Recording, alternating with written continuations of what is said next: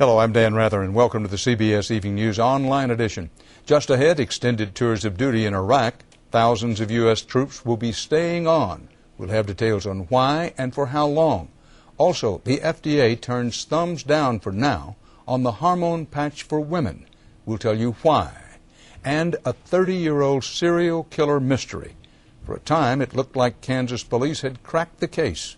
We'll give you the inside story. It's all starting now on the CBS Evening News Online Edition. In Iraq today, bombs, ambushes, and mortars claimed more American and Iraqi lives. In the northern city of Mosul, a U.S. Army soldier died in a guerrilla attack. 2 more were wounded by a car bomb north of Baghdad. And in the capital, CBS's Kimberly Dozier reports mortar fire killed Iraqi civilians. Attacks aimed at the coalition again went astray. A mortar fell short of Baghdad's international zone today, instead hitting a business district. Iraqi National Guardsmen wearing face masks to avoid militant reprisals secured the scene without U.S. supervision, an apparent vote of confidence in their ability from American commanders. But U.S. officials say Iraqi forces are far from ready to secure all of the country. So thousands of American troops will be spending up to 2 extra months in the battle zone to make sure nothing derails the Iraqi election. It's time for the Iraqi citizens to go to the polls. And that's why we are very firm on the January 30th date. The men of the 25th Infantry Division will be spending their long haul at an outpost in the northern Sunni Triangle. Almost every day on the road or back at base, they come under attack. It kind of wears on the guys, over time, the more combat they see. The armored ambulance team has rescued dozens wounded in skirmishes with Saddam loyalists. There was RPG rounds and AK-47 rounds shooting all inside of around where we were at. In fact, I ran in to grab a patient out, and as I was carrying the patient out, RPG landed right where I was going. Now they're bracing for more time under fire. The troops hoped they'd be leaving the fight behind, spending January 2005 back at barracks in Hawaii. They say the toughest part isn't the danger they face, it's breaking this kind of news to their loved ones right before the holidays. The combat situation doesn't bother me as much as missing my family from back home. American commanders had not given their troops a firm return date. They didn't want to give false hope to the soldiers or to their loved ones, waiting to get them back safe and sound. Kimberly Dozier, CBS News, Baghdad. In health news tonight, the makers of a hormone patch designed to restore sexual desire in women were hoping a government panel would vote to recommend its approval as safe and effective.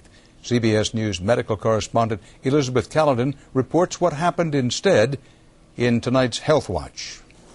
The testosterone patch known as Intrinsa promised to improve the sex lives of women who lost desire after menopause or surgery. Rosalind Washington tried it after a hysterectomy and says it changed her life.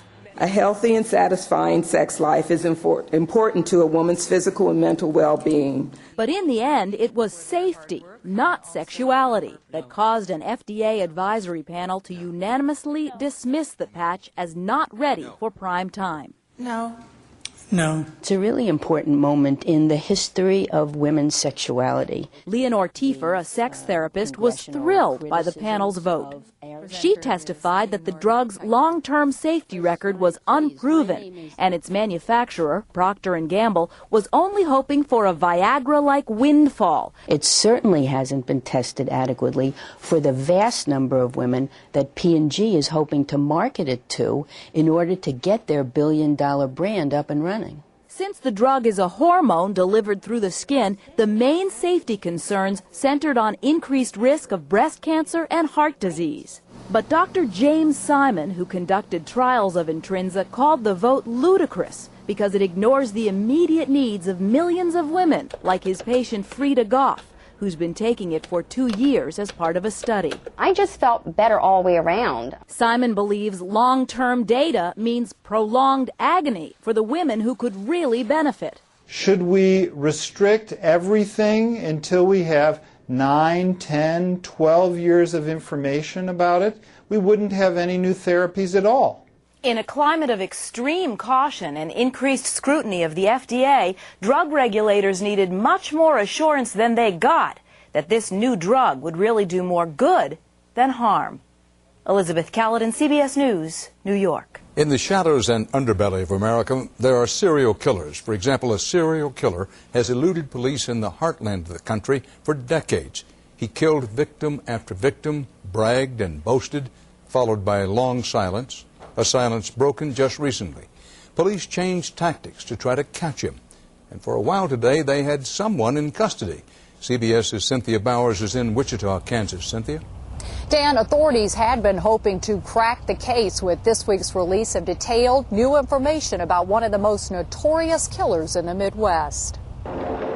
The murders began in 1974 when the bodies of 4 family members were found bound, gagged, and strangled. Over the next several years, 3 young women were killed in a similar fashion, and letters claiming responsibility were sent to police by a man who referred to himself by the initials BTK for bind, torture, kill. His voice was captured on a call to police reporting one of the murders. Dispatcher?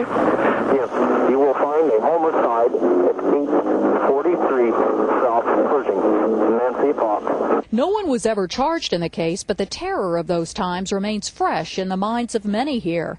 Last March, the killer resurfaced after nearly 2 decades of silence, providing evidence of an 8th killing, a woman in 1986. Well, obviously he wants credit for it. Now, that we may seem, you and I may think that's rather strange, but we're rational human beings who have a respect for human life. He's not. Since then, there have been a series of communications that this week led police to release their most detailed description yet, a profile largely provided by the killer himself. BTK claims to have been born in 1939. Police think he has always lived near and been obsessed by railroads. He was raised by his mother after his father was killed in World War II.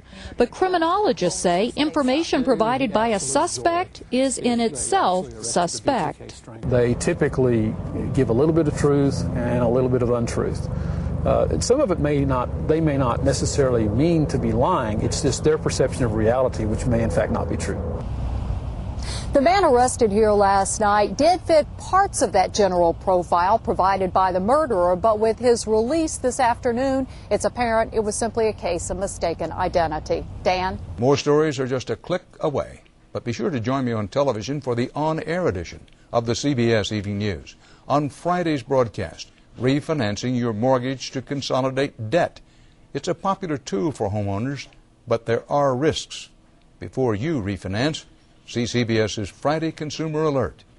For CBSNews.com, I'm Dan Rather.